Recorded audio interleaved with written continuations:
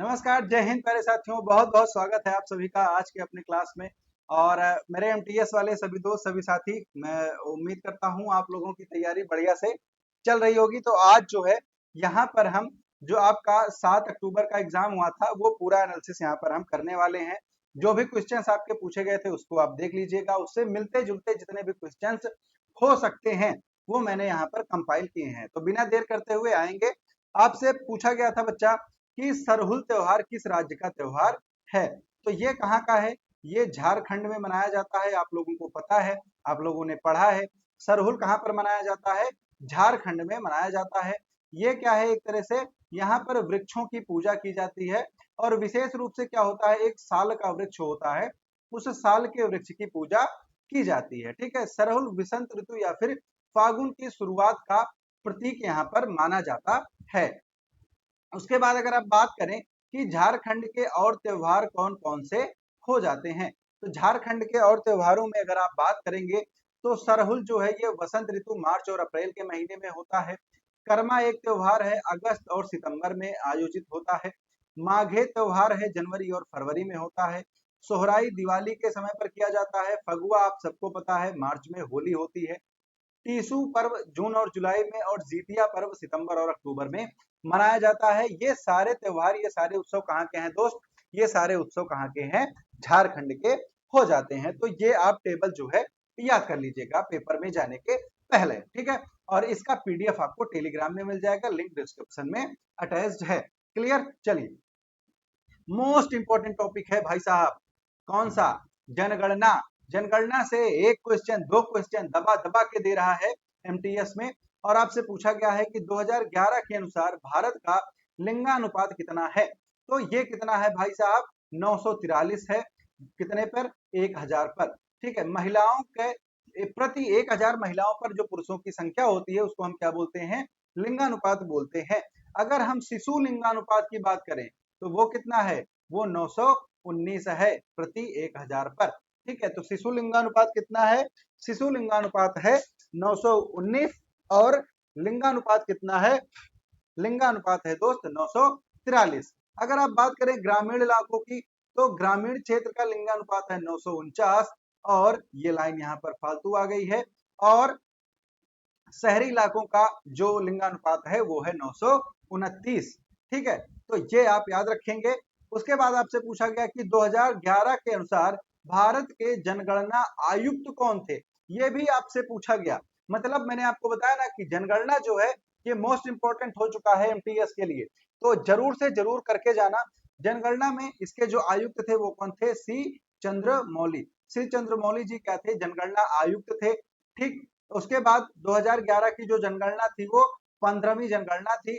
उसके बाद 1881 में नियमित जनगणना स्टार्ट हुई थी। किसके टाइम पर? जो रिपन थे, लॉर्ड रिपन ने की थी। और 1862 में जो है पहली बार जनगणना हुई थी। 68 में शायद, 62 68 जो भी है आप कंफर्म कर लीजिएगा। ये किसके टाइम पर हुई थी? मेयो के टाइम पर हुई थी। ठीक है, लॉर्ड मेयो जो था उसने पहली बार जनगणना करवाई थी, लेकिन वो नियमित नहीं थी। और इस बार जो आदर्श वाक्य था या फिर थीम जो थी वो क्या थी? हमारी जनसंख्या हमारा भविष्य। तो ये भी आप याद कर लीजिएगा। इसके बाद हम बच्चा कुछ इंपॉर्टेंट चीजें देख लेते हैं। जनसंख्या के बारे में पूछा जा रहा है तो मैं भी पूछ सकता है। ठीक, तो सर्वाधिक जनसंख्या घनत्व वाला राज्य क्या है? बिहार है। और सबसे कम जनसंख्या घनत्व वाला राज्य क्या है? अरुणाचल प्रदेश है। सबसे कम जनसंख्या वाला केंद्र शासित प्रदेश कौन सा है? लक्षद्वीप है। सबसे ज्यादा जनसंख्या कहां पर है? उत्तर प्रदेश में। सबसे कम जनसंख्या किसकी है? सिक्किम की। सबसे ज्यादा लिंगानुपात कहां है? केरल का। और केरल ही क्या है? सबसे ज्यादा शिक्षित राज्य है। सबसे ज्यादा लिटरेसी कहां पर है? केरल में ही है। सबसे कम लिंगानुपात कहां पर है? हरियाणा में है। सर्वोच्च साक्षरता 10, मैंने बताया ना सबसे ज्यादा शिक्षित कौन है? केरल है। और सबसे कम जो साक्षरता दर है, सबसे अनपढ़ राज्य कौन सा है? वो है बिहार। उसके बाद अगर आप देखें तो 5 जो टॉप के लिटरेचर वाले राज्य हैं, मतलब 5 शिक्षित राज्य कौन कौन से हैं? तो पहला है केरल, फिर है लक्षद्वीप, फिर है मिजोरम, फिर चौथा है गोवा, और पांचवा है त्रिपुरा। परसेंटेज मत याद करना, अभी उसका टाइम नहीं है। फिर उसके बाद आएंगे लिंगानुपात पे। तो सर्वोच्च लिंगानुपात वाले राज्य कौन कौन से हैं? पहला है केरल, दूसरा है पुदुचेरी, तीसरा है तमिलनाडु, चौथा है आंध्र प्रदेश और पांचवा है छत्तीसगढ़। इसको आप याद कर लीजिएगा। सबसे कम लिंगानुपात वाले शीर्ष 5 राज्य, इसमें कौन कौन सा है? दमन दीप है, चंडीगढ़ है, अंडमान निकोबार द्वीप समूह है, दादर नगर हवेली है और दिल्ली है। ये क्रम आप याद रखेंगे। इसमें कौन कौन से हैं? ये केंद्र शासित प्रदेशों की बात कर रहा है कि ऐसे केंद्र शासित प्रदेश जिनके लिंगानुपात यहाँ पर दिए गए हैं। तो सबसे कम किसका है? सबसे कम की अगर आप बात करें तो दमन द्वीप का है, फिर दादर नगर हवेली, फिर चंडीगढ़, फिर दिल्ली और फिर उसके बाद अंडमान निकोबार द्वीप समूह का है। फिर उसके बाद अगर बात करें ऐसे केंद्र शासित प्रदेश जिनके जनसंख्या घनत्व यहाँ पर दिए गए हैं, ठीक है, तो वे कौन कौन से हैं? तो सबसे ज्यादा किसका है? दिल्ली का है। दिल्ली के बाद किसका है? चंडीगढ़ का। फिर किसका है? पुदुचेरी का। उसके बाद चौथे नंबर पर दमनदीप और पांचवें पर लक्षद्वीप है। किसके मामले में? जनसंख्या घनत्व के मामले में। उसके बाद अगर राज्यों की बात करें तो सबसे ज्यादा जनसंख्या घनत्व वाले 4 राज्य कौन कौन से हैं? तो सबसे पहले नंबर पर है बिहार, दूसरे पर है पश्चिम बंगाल, तीसरे पर है केरल और चौथे पर है उत्तर प्रदेश। और अगर जनसंख्या की ही बात करें तो जनसंख्या में उत्तर प्रदेश पहले नंबर पर है, दूसरे पर महाराष्ट्र है, तीसरे पर बिहार है और चौथे पर कौन है? पश्चिम बंगाल है। फिर अगर हम उसकी बात करें सबसे कम जनसंख्या वाले केंद्र शासित प्रदेश, तो सबसे कम में अगर बात करें तो सबसे ज्यादा सब किसका आ जाएगा? चंडीगढ़, अंडमान निकोबार, दादर नगर हवेली, दमन द्वीप और लक्षद्वीप। लक्षद्वीप की जनसंख्या जो है वो सबसे कम है, ठीक है, सबसे कम है। ठीक, अब अगर आप इसके पहले भी बात करें तो दिल्ली जो है ये सर्वाधिक जनसंख्या वाला यूटी हो जाता है। लेकिन दिल्ली आपसे पेपर में नहीं पूछता है क्योंकि सबको पता है कि दिल्ली सब आंसर कर देंगे, तो ये चंडीगढ़ से पूछना स्टार्ट करता है। ठीक, फिर उसके बाद माई कंट्री माई लाइफ, ये किसकी आत्मकथा हो जाती है? ये हो जाती है भाई साहब लाल कृष्ण आडवाणी की, जो कि भाजपा के एक बहुत ही बड़े नेता हैं। और ये इंपॉर्टेंट इसलिए है क्योंकि इनको क्या दिया गया है? भारत रत्न से सम्मानित किया गया है। कब? 2024 में। ठीक है, तो 2024 में इनको भारत रत्न दिया गया है, तो इंपॉर्टेंट हो जाते हैं। इनकी बुक का नाम है माई कंट्री माई लाइफ। ठीक है, चलिए उसके बाद हम आगे बढ़ेंगे। आगे क्या है? कुछ बुक्स हैं, इनके आप नाम याद रखेंगे। महात्मा गांधी की पुस्तक का नाम है सत्य के प्रयोग या फिर सत्य के साथ मेरे प्रयोग, the story of experiment with truth. Clear? उसके बाद डॉक्टर एपीजे अब्दुल कलाम, इनकी बुक का नाम है विंग्स ऑफ फायर।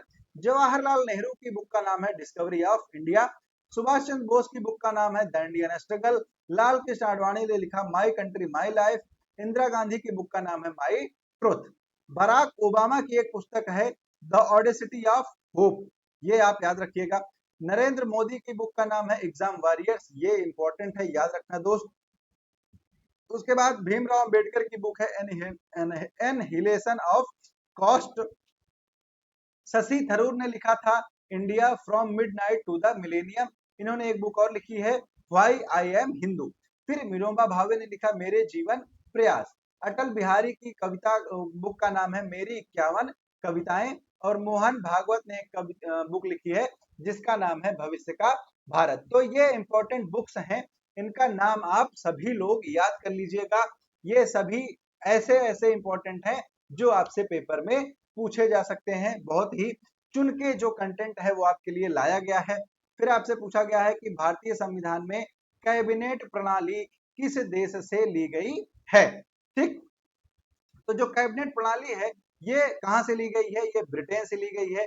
ब्रिटेन से ही और क्या लिया गया है? संसदीय प्रणाली ली गई है। क्या लिया गया? संसदीय प्रणाली ली गई है। ठीक है, तो ये दोनों चीजें कहां से हैं?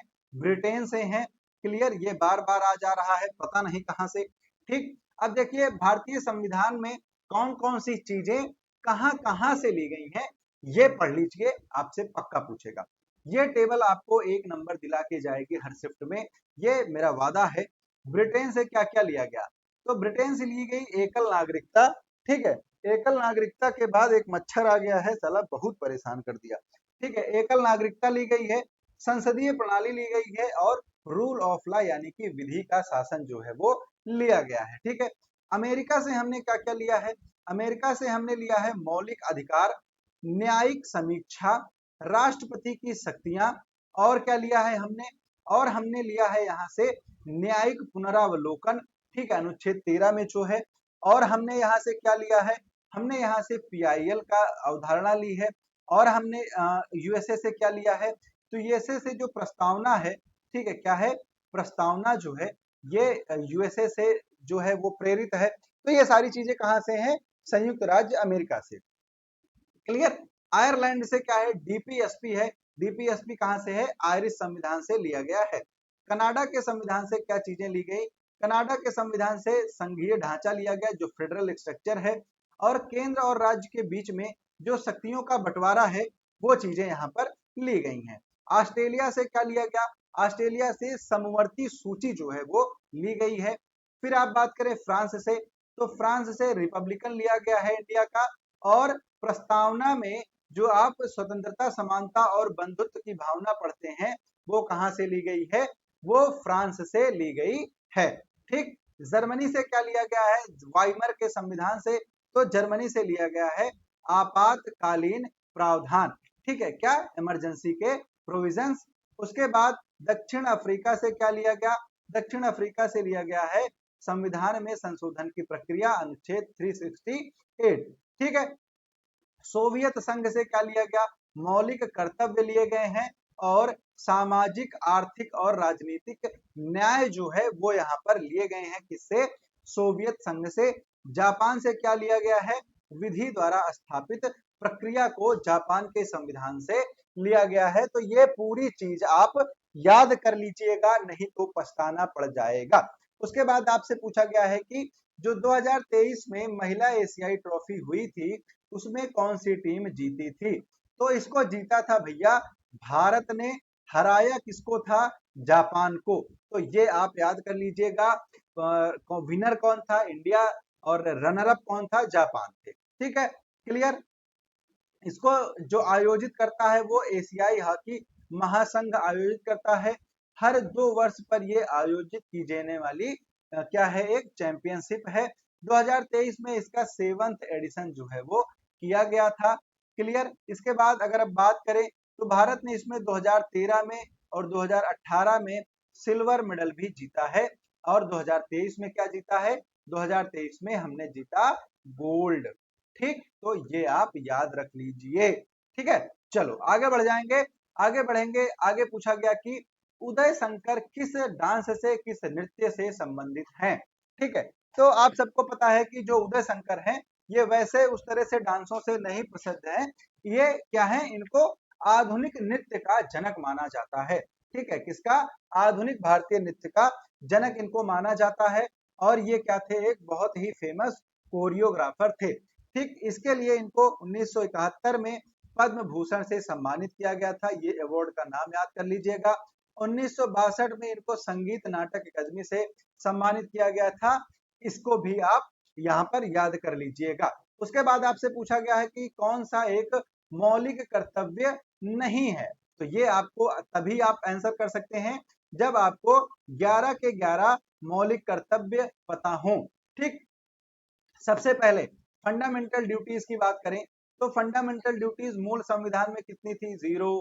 फिर उसके बाद 42वां संविधान संशोधन किया गया और कितने जोड़े गए, 10। उसके बाद एक 86वां संविधान संशोधन किया गया, फिर एक जोड़ा गया 11वां।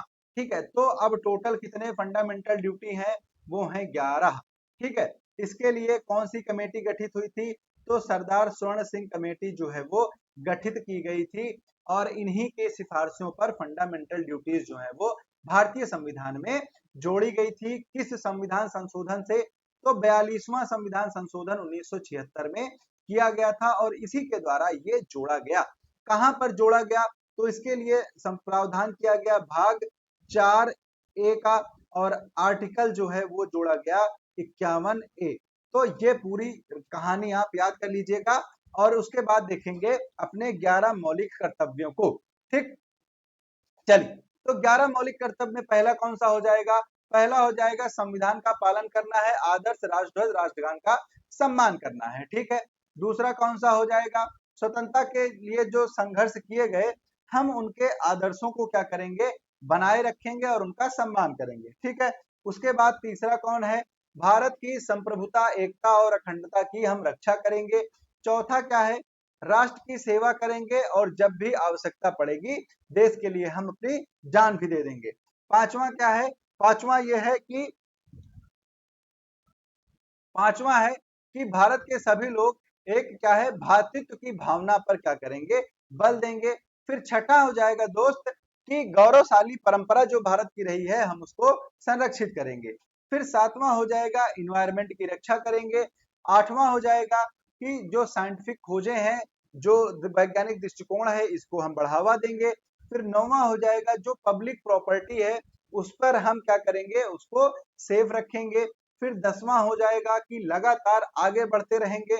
और 11वां हो जाएगा कि जो 6 से 14 वर्ष के बच्चे हैं उनको हम क्या करेंगे, शिक्षा प्रदान करेंगे एज ए गार्जियन, ये हमारा मौलिक कर्तव्य हो जाएगा। तो ये 11 की 11 क्या है, ये 11 की 11 आपके मूल कर्तव्य हैं। चीजों को कभी भी ट्रिक से याद करने की कोशिश मत करना, अगर भूल गए तो कुछ नहीं कर पाओगे, ठीक है। चलिए, उसके बाद आगे आपसे पूछा गया कि प्रसिद्ध संगीतकार अरविंद पारिख जो हैं ये किस घराने से संबंधित हैं। तो सबसे पहले आप अगर बात करें तो अरविंद पारिख जो हैं ये सितार वादक हैं। क्या हैं, सितार वादक हैं, सितार बजाते हैं, ठीक है। अगर आप देखें तो ये विलायत खान जो थे उनके शिष्य थे, क्लियर। और इनको 1997 में गुजरात का राज्य संगीत नाटक अकादमी जो है इससे सम्मानित किया गया। 2003 में इनको संगीत नाटक अकादमी का जो राष्ट्रीय पुरस्कार है वो दिया गया। और 2018 में इनको पद्म भूषण से सम्मानित किया गया। तो ये आप याद रख लीजिएगा। सितार वादक में अगर आप देखें तो सबसे इंपॉर्टेंट कौन है, पंडित रविशंकर। पंडित रविशंकर को भारत का सर्वोच्च सम्मान भारत रत्न दिया गया था 1999 में, पद्म विभूषण 1981 में, पद्म भूषण 1967 में। ग्रैमी अवार्ड पाने वाले ये एकमात्र ऐसे हैं। तो इनको कब दिया गया था, 1967 में और 1973 में। तो 2 बार ग्रैमी अवार्ड पाने वाले एकमात्र भारतीय कौन है, वो है पंडित रविशंकर, ठीक है। तो ये आप याद रख लेना, मोस्ट इंपॉर्टेंट है Pandit Ravishankar, clear, most important, clear है। चलो, तो इसका पीडीएफ जो है टेलीग्राम से डाउनलोड कर लेना, मिल जाएगी, ठीक है। उसके बाद उस्ताद विलायत खान, उस्ताद विलायत खान को 1964 में पद्म भूषण मिला और संगीत नाटक अकादमी मिला 1964 में। फिर निशात खान, निशात खान को संगीत नाटक अकादमी अवार्ड मिला 2007 में और इनको यूनेस्को अवार्ड 2002 में प्रदान किया गया। फिर अनुष्का शंकर हैं, अनुष्का शंकर जो है ये भारतीय मूल की हैं और बाहर रहती हैं यूएसए में। इनको भी सितार वादन में महारत हासिल है और ग्रैमी अवार्ड के लिए इनका 6 बार नॉमिनेशन हो चुका है, क्लियर। और BBC radio awards for music इन्होंने 2003 में प्राप्त किया था। फिर सुजात खान है, संगीत नाटक अकादमी 2018 में। निखिल बनर्जी हैं, पद्म भूषण इनको मिला 1987 में मरणोपरांत और संगीत नाटक अकादमी मिला था 1968 में। फिर अनिंदिता मुखर्जी हैं, कला रत्न अवार्ड मिला था 2021 में। और शिवनाथ बसु हैं, इनको संगीत नाटक मिला था 1989 में। एक नंबर इस टेबल से फिक्स हो जाता है किसी ना किसी शिफ्ट में आने वाले पेपर्स में, तो ये टेबल आप याद कर लीजिएगा, ठीक। उसके बाद इतिहास से क्वेश्चन पूछा गया। मैं कल जब एक लाइव सेशन था उसमें आप लोगों को बताया था इंपॉर्टेंट टॉपिक्स के बारे में, तो उसमें मैंने आपको बताया था कि इंपॉर्टेंट टॉपिक में मेरे दोस्त एक सबसे इंपॉर्टेंट हो जाता है एंशिएंट हिस्ट्री। एंशिएंट हिस्ट्री से बहुत दबा के क्वेश्चन पूछ रहा है और हर्षवर्धन से क्वेश्चन पूछ लिया कि हर्षवर्धन की बहन नाम क्या था, राजश्री। राजश्री का विवाह किसके साथ किया गया था, तो इनका विवाह किया गया था गृहवर्मन के साथ, ठीक है। इसकी हत्या, गृहवर्मन की हत्या किसने कर दी, शशांक ने कर दी। शशांक की हत्या किसने कर दी, हर्षवर्धन ने कर दी। हर्षवर्धन की हत्या किसने कर दी, पुलकेशिन द्वितीय ने कर दी। तो ये पूरा आप याद रख लीजिएगा, ठीक। ये आपसे पूछा जा सकता है, ठीक है ना। चलिए, ये चीजें नहीं हट पाती हैं, ये आ जाती हैं पता नहीं कहां से, ठीक है। तो ये कौन से वंश के थे, मौखरी वंश के शासक थे गृहवर्मन। इनको ये अवार्ड प्रदान, सॉरी, ये इनको, इनकी शादी हुई थी किससे, हर्षवर्धन की बहन से।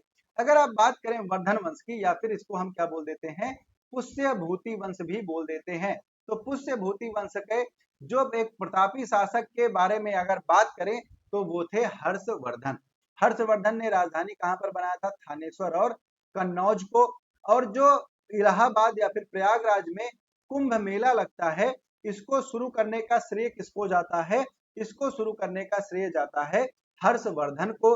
इनका सबसे प्रमुख जो एक युद्ध हुआ वो पुलकेशिन द्वितीय के साथ हुआ, जिसमें ये पराजित हो गए थे। और 643 ईस्वी में इन्होंने प्रयागराज में एक बौद्ध महासभा का भी आयोजन किया था। इसी को हम पांचवी बौद्ध संगीति भी बोल देते हैं। क्लियर? इनकी कुछ रचनाएं हैं जिसमें क्या है? नागानंद, रत्नावली और प्रियदर्शिका, ये इनकी रचनाएं हैं। और अगर आप बात करें यात्रियों के राजकुमार ह्वेनसांग की, तो ह्वेनसांग जो है वो हर्षवर्धन के शासनकाल में इंडिया आया था। ठीक, आखिर आपसे पूछ ही लिया गया कि 13वीं शताब्दी में कौन सा विदेशी यात्री भारत आया था। बहुत पूछा जा रहा है। इसके पहले पूछा गया था कि चंद्रगुप्त मौर्य के टाइम पर कौन आया था, तो मेगास्थनीज था। इब्न बतूता आपसे पूछा जा गया।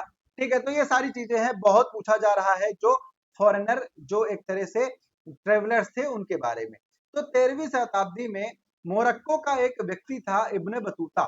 इब्न बतूता आता है कहां पर? भारत में। किसके टाइम पर? वो आता है मोहम्मद बिन तुगलक के समय पर। मोहम्मद बिन तुगलक के समय पर कौन आता है? इब्न बतूता जो है वो भारत आता है। और इसने एक पुस्तक लिखी जिसका नाम था किताब उल रहला। ठीक है, क्या नाम था? किताब उल रहला इस पुस्तक का नाम था। क्लियर? उसके बाद अगर आप बात करें तो कुछ ट्रेवलर्स हैं और उनकी बुक्स हैं। ठीक, अब इनका अगर आप देखें तो मेगास्थनीज ने क्या लिखा? इंडिका लिखी। उसके बाद फाहियान ने क्या लिखा? फाहियान ने फूको ओजी लिखी। ठीक, उसके बाद ह्वेनसांग ने लिखा सी यू की। सी यू की एक बुक का नाम है, ये किसके द्वारा लिखी गई? ह्वेनसांग के द्वारा। अलबरूनी पुस्तक किसने लिखी है? सॉरी, अलबरूनी ने कौन सी पुस्तक लिखी है? तो वो लिखी है किताबुल हिंद। इब्न बतूता ने क्या लिखा? किताबुल रहला। उसके बाद मार्को पोलो ने लिखा the travels of Marco Polo. Marco Polo कहाँ का यात्री था? इटली का यात्री था। निकोलो डी कॉन्टी, ये भी इटली का था। इसने क्या लिखा? वॉयसेस एंड ट्रेवल्स ऑफ निकोली कॉन्टी। फिर डोमिगो पायस ने लिखा क्या? पेस के यात्रा वृत्तांत। ये क्या थे? ये एक पुर्तगाली यात्री थे। फिर उसके बाद फ्रांसिस्को डी अल्मीडा, ये भी पुर्तगाल का था। ये गवर्नर बन के आया था पुर्तगाल का भारत। फिर थॉमस रो इंग्लैंड से आया, पहला ब्रिटिश था।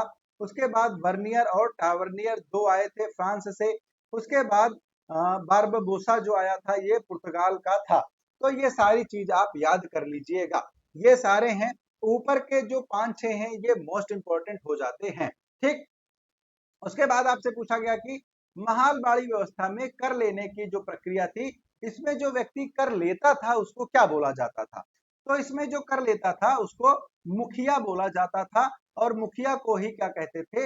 लंबरदार बोलते थे। और लंबरदार क्या करता था? ये कर जो है वो कलेक्ट करता था गांवों से। और सबसे पहले इस जो व्यवस्था है इसको हाल्ट मैकेंजी ने जो है 1819 में पेश किया था। ये उत्तर भारत में लागू की गई थी सबसे पहली बार। अगर आप बात करें इन व्यवस्थाओं की तो 3 इंपॉर्टेंट हो जाती हैं: अस्थाई बंदोबस्त, रैयत वाली और महालवाड़ी। ठीक, अब इनको हम एक एक करके समझ लेते हैं। अस्थाई बंदोबस्त जो है 1793 में लॉर्ड कॉर्नवालिस के द्वारा बंगाल, बिहार और उड़ीसा में लागू किया गया। ठीक है, फिर रैयतवाड़ी आई। रैयतवाड़ी 1820 में थॉमस मुनरो के द्वारा मद्रास और बंबई प्रेसिडेंसी में लागू की गई। और 1822 में जो महालवाड़ी सिस्टम आया, ये हाल्ट मैकेंजी के द्वारा उत्तर भारत और मध्य भारत में लागू की गई थी। ठीक, उसके बाद यहाँ पर कुछ आपके लिए अवार्ड्स हैं और कुछ कथकली के जो नाम है वो हैं। ठीक है, फिर उसके बाद कुंचू कुरूप या फिर इनको हम कंचन कुरूप भी पढ़ते हैं, इनको पद्म भूषण मिला था 1971 में। और संगीत नाटक अकादमी मिला था 1957 में। कलामंडलम, अगर कलामंडलम नाम याद आ जाए तो कथकली लिख देना। ठीक है, कलामंडलम कृष्णन नायर, पद्मश्री 1974 में और संगीत नाटक अकादमी 1958 में। कलामंडलम गोपी, पद्मश्री 2009, केरल संगीत नाटक अकादमी 1975 में। रामन कुट्टी नायर, इनका भी नाम क्या है, कलामंडलम रामन कुट्टी नायर। तो इनको क्या मिला, संगीत नाटक अकादमी 1975 में। फिर माधवन नायर या फिर इनको हम क्या बोल देते हैं, कलामंडलम रामन, ठीक है। तो इनको पद्मश्री मिला था वर्ष 2000 में। फिर उसके बाद कुमट्टी रविंद्र नायर, इनको मिला था संगीत नाटक 1983 में। फिर सत्तार रविंद्रन पद्मश्री 2011 में। फिर चेमांचेरी नायर पद्मश्री 2017 में। फिर कलामंडलम वासुदेवन नायर, इनको संगीत नाटक अकादमी 1974 में। और कलामंडलम विजय कुमार, इनको पद्मश्री मिला था 2021 में। दो वर्ड आपने पकड़ लिया, कलामंडलम और नायर। ये दो वर्ड आपका किससे संबंधित हो जाएगा, कथकली से संबंधित हो जाएगा। कथकली कहाँ का है, केरल का है। और कौन सा है, तो यहाँ पर एक होता है मोहिनी अट्टम, ठीक है। क्या है, मोहिनी अट्टम, ठीक है। आगे बढ़ें, आगे बढ़ते हैं। तो पूछा गया कि 1931 में गांधी इरविन के बीच में कौन सा समझौता हुआ था। तो गांधी और इरविन के बीच में भाई साहब हुआ था दिल्ली पैक्ट, ठीक। ये कौन कौन थे, वहां पर उस टाइम पर वायसराय कौन था, लॉर्ड इरविन थे और महात्मा गांधी जी थे। इन दोनों ने क्या किया था, एक समझौता किया था जिसको हम दिल्ली पैक्ट बोलते हैं। अगर आप यहाँ पर कुछ समझौतों को देखें गांधी जी के द्वारा, तो 1931 में दिल्ली समझौता हुआ। फिर गांधी और अंबेडकर के बीच में ये गांधी इरविन समझौता हुआ, ठीक है। उसके बाद पूना पैक्ट हुआ डॉक्टर भीमराव अंबेडकर और महात्मा गांधी के बीच में 1932 में। फिर नेहरू लियाकत समझौता जिसको दिल्ली समझौता बोला जाता है, ये हुआ 1947 में। फिर काकीनाडा समझौता हुआ था 1923 में।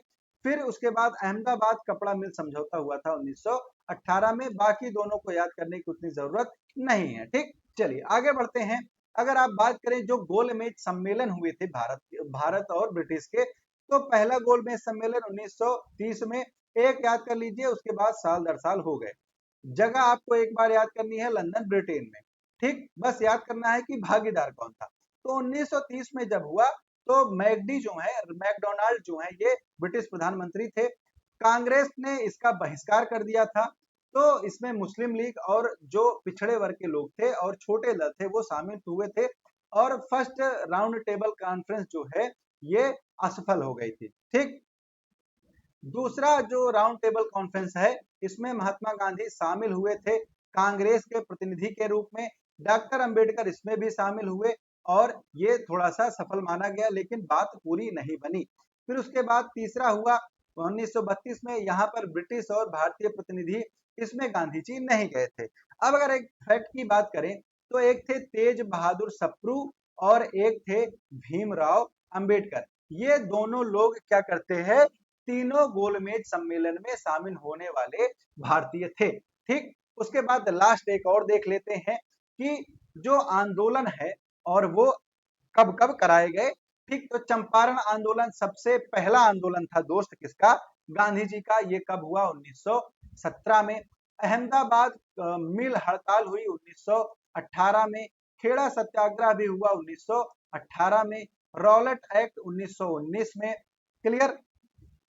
उसके इसी के विरोध में क्या हुआ था, जलियांवाला बाग में धरना हुआ था, तो वहां पर जलियांवाला बाग हत्याकांड भी हुआ था। फिर असहयोग आंदोलन 1920 से 1922 तक चला था। 1930 में एक दांडी मार्च हुआ था। सविनय अवज्ञा आंदोलन जो है, सविनय अवज्ञा आंदोलन कब हुई थी, 1930 से 1934 में। उसके बाद भारत छोड़ो आंदोलन 1942 में। हरिजन आंदोलन हुआ था 1932 में। और खिलाफत आंदोलन 1919 से 1924 के बीच में किया गया था। तो ये सारे इंपॉर्टेंट थे जो आपसे 7 अक्टूबर को पूछे गए थे। इसको जरूर एक बार देख के जाना। इसके बाद कल सेम टाइम पर हम 8 अक्टूबर वाला करेंगे, इसको भी आप लोग देखिएगा, ठीक। तो इसमें बिल्कुल भी ऐसा कोई लेट मत कीजिए, ज्यादा से ज्यादा वीडियो को शेयर कीजिएगा। और इसकी जो पीडीएफ है, फिर एक क्वेश्चन बच गया था, कर लेते हैं, ठीक है। तो इसमें पूछा गया है कि राज्यसभा के वर्तमान अध्यक्ष कौन है, तो वो कौन है, जगदीप धनखड़ जी हैं, ठीक है। जो भारत का उपराष्ट्रपति होता है वही क्या होता है, भारत का क्या हो जाता है, राज्यसभा का सभापति हो जाता है।